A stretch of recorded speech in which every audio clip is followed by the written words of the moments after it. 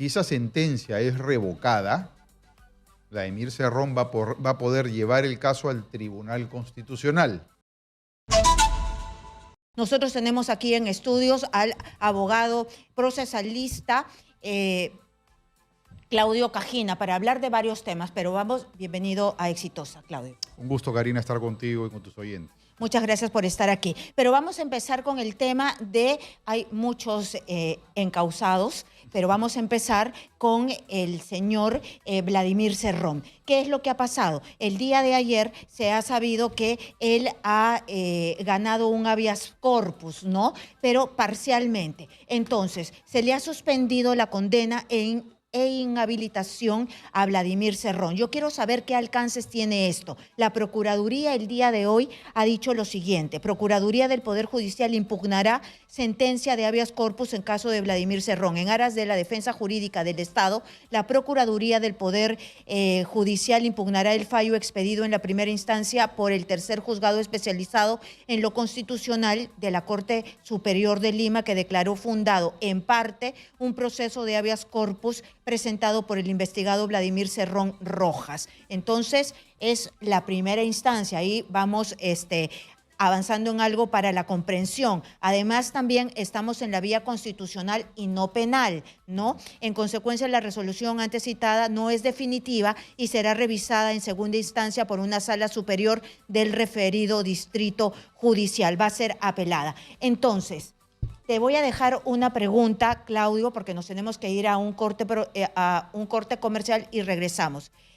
¿Él sigue siendo para la justicia penal, para la justicia, un corrupto? ¿La sentencia es firme? ¿Qué es lo que se ha hecho acá? Porque muchas veces nos decían, no, él no es corrupto, pero tiene sentencia firme de corrupción. ¿Qué es lo que ha cambiado este habeas corpus? Regresamos con el abogado procesalista Claudio Cajina para hablar de Vladimir Cerrón. Seguimos nuestra conversación con Claudio Cajina, abogado procesalista. Vamos a hablar de Vladimir Cerrón, vamos a hablar de Joaquín Ramírez, vamos a hablar de el excongresista Urtecho. Pero empecemos por Vladimir Cerrón. ¿Qué es lo que ha pasado con esta apelación que ha ganado él en la justicia constitucional? Pero yo tenía entendido que ya la justicia penal había acabado su recorrido, ¿no?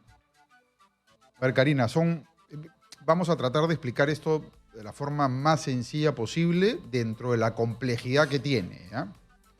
Efectivamente, el proceso penal había concluido. Había una sentencia de primera instancia, una sentencia de segunda instancia y una resolución que rechazó a nivel de calificación el recurso de casación que se presentó en ese proceso penal.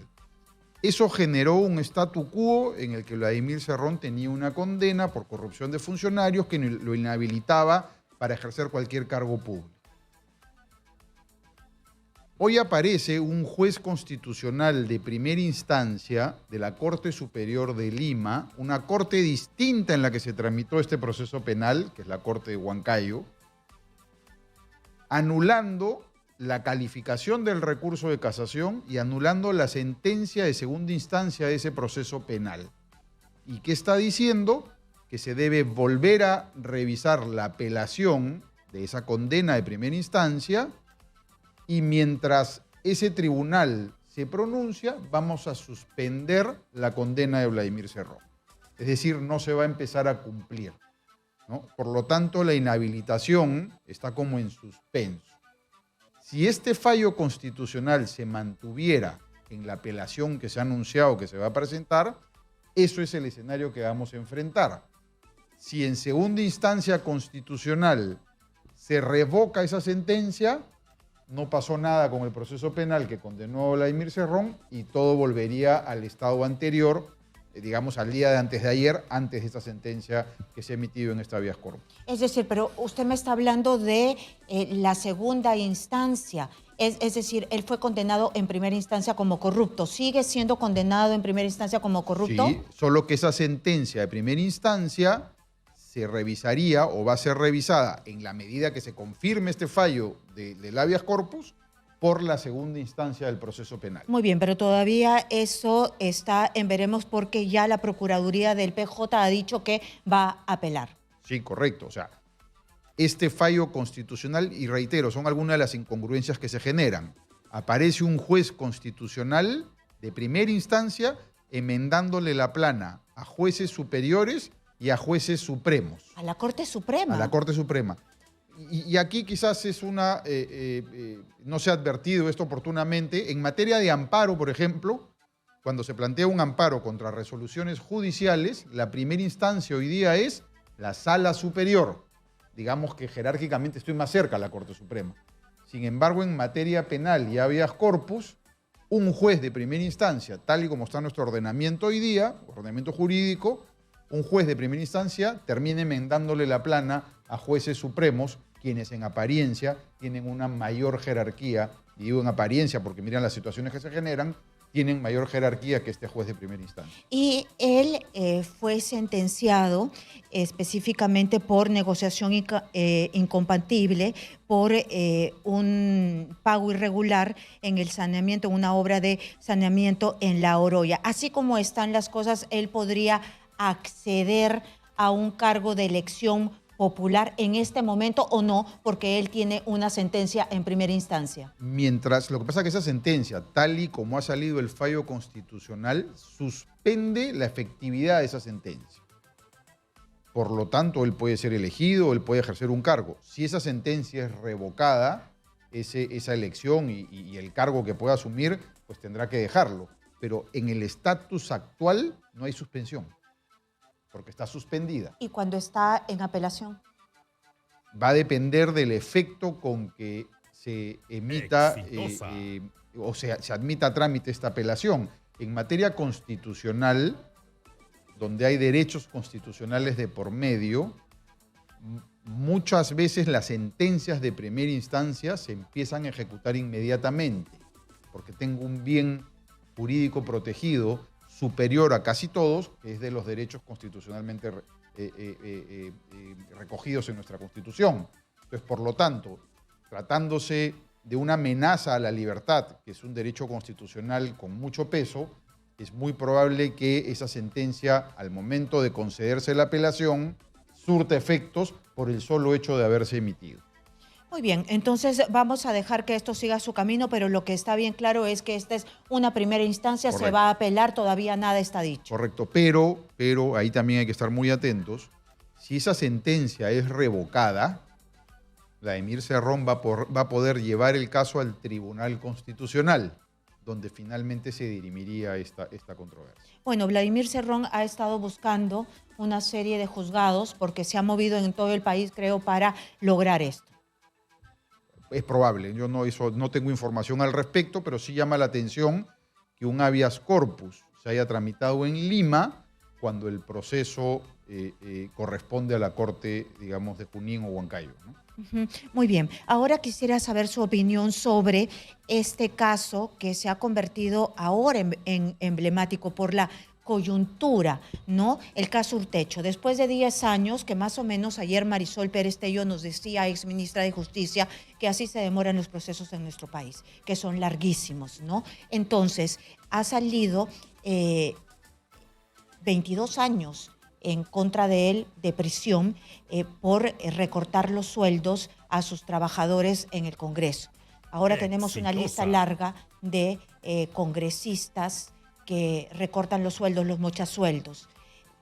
Se podría, ahora que hay un precedente, es el primer mochasueldos que se va a ir a la cárcel y además con esa pena tan grave, ¿no?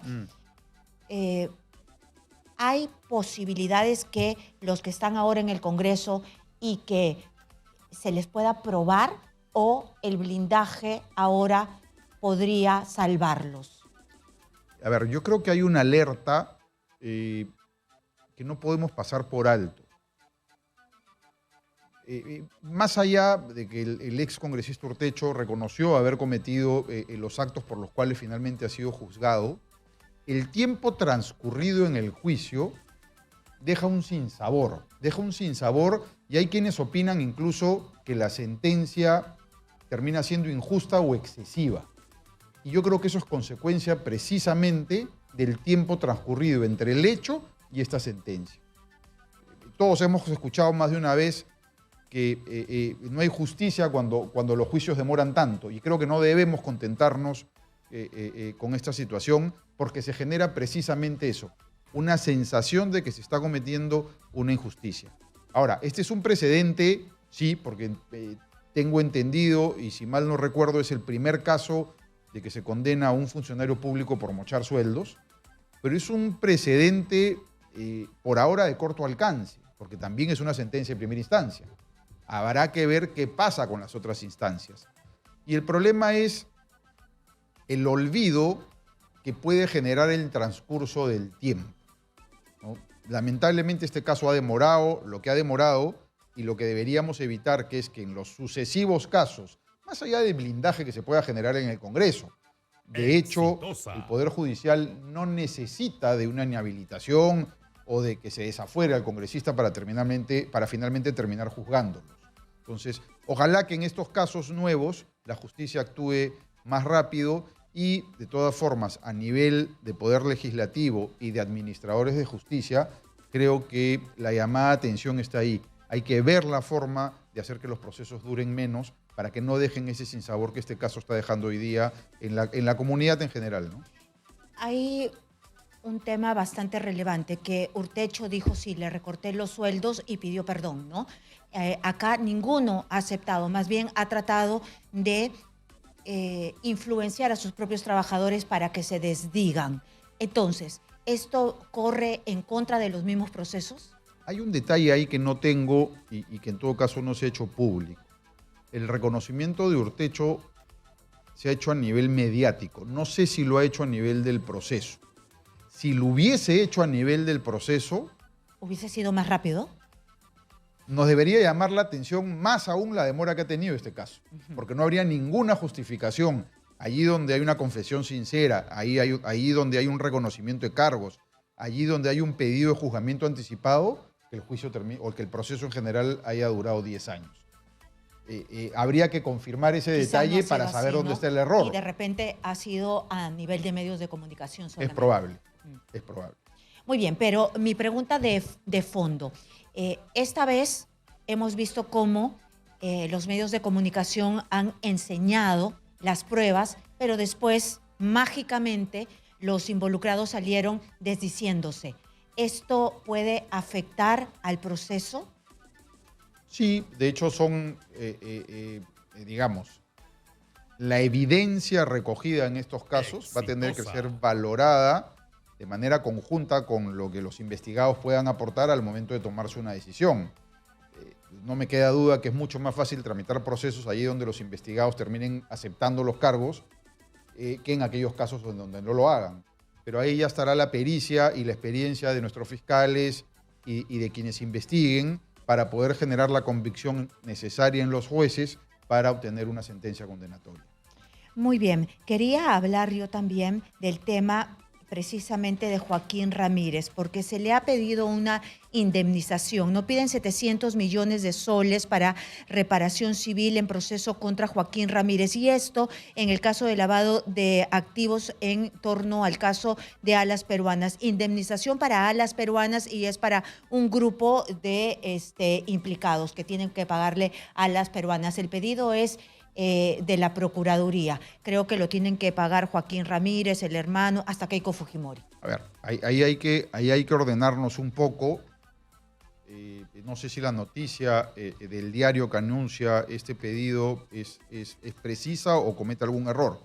Bueno, es que acá hay varios ángulos, sí, y varios diarios que tienen su propia manera de levantar. He tratado de ser lo más objetiva posible. A ver, ¿qué ocurre? El procurador es el abogado del Estado y es el llamado a pedir una indemnización a favor del Estado.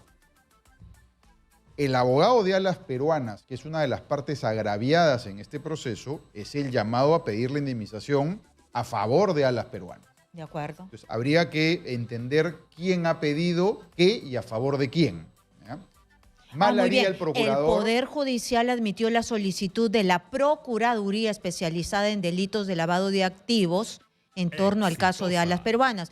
entiendo de que es una indemnización para el Estado. Correcto. Si es el procurador del Estado quien pide la indemnización, tiene que ser en beneficio del Estado. ¿Y por qué esto? Porque quien pide la indemnización está obligado a probar la magnitud del daño y su cuantía. Esa época no muy pasada donde las indemnizaciones dentro de los procesos penales se pedían a diestra y siniestra y sin mayor justificación técnica, felizmente hoy día no sigue operando en nuestro sistema de administración de justicia. Hoy día las indemnizaciones tienen que estar probadas y comprobadas con pericias e información técnica que permita cuantificar el daño que se ha causado. Entonces, en este caso habrá que entender el pedido que hace el procurador y sobre todo verificar qué pruebas sustentan la magnitud del daño que está invocando. Muy bien, entonces, juez Víctor Zúñiga accedió al pedido de la Procuraduría de Lavado de Activos de fijar reparación civil que deben pagar los implicados en el caso Clan Ramírez, entre ellos Keiko Fujimori y los hermanos Joaquín y Osías Ramírez. Ese es digamos, la admisión a trámite significa que va a empezar el debate o la parte cognitiva de este reclamo en donde el juzgado acepta el pedido, corre traslado de él y se generará un debate entre partes en donde finalmente el juez terminará dirimiendo quién tiene la razón. Ciertamente, allí donde se comete un delito y se condena por él, de la mano se establece una indemnización por los daños que la comisión de ese delito ha generado. Pero ese daño y su magnitud o su cuantía hay que demostrarlo. Muy bien, entonces, ¿quién determina la cuantía? ¿Los técnicos? El juez, para determinar si la cuantía es adecuada, puede apoyarse en peritos. Pueden ser peritos contables, peritos cuantificadores de daños, y en función a las opiniones y a los debates que pueda generarse entre ellos, él se genera convicción y determina cuál es el daño por el cual debe indemnizarse. Doctor Gajina, solamente para cerrar su apreciación sobre las declaraciones que ha dado ayer, no son declaraciones, sino dentro de un evento académico, José Domingo Pérez, el fiscal de Lavajato, ha dicho que tienen una mordaza y que no se pueden expresar. Este es un tema que se viene discutiendo desde hace tiempo. Yo creo que los fiscales debieron haber hablado mucho más a través de sus resoluciones que mediáticamente, ¿no? Los jueces y fiscales tienen como mecanismo de expresión de lo que piensan y consideran de los casos sus propias resoluciones y no el micrófono o la cámara de un medio de comunicación. ¿Y estos casos usted cree que están demorando mucho porque no tenemos sentencias? Eso es lo que se les exige y todavía no han mostrado, pues, mucho. A ver, son casos complejos, es verdad, pero creo que el sistema tiene que modificarse de forma tal de que estos procesos avancen mucho más rápidos. Y yo creo que hay un chip ahí que tienen los fiscales, donde ellos mismos, en el ánimo de investigar a todos y enjuiciar a todos, terminan muchas veces complicando los casos, buscando las sentencias más grandes y de más años de pena privativa de la libertad, cuando quizás eso no es necesario. Ejemplos varios, por ejemplo, el de PPK, ¿no?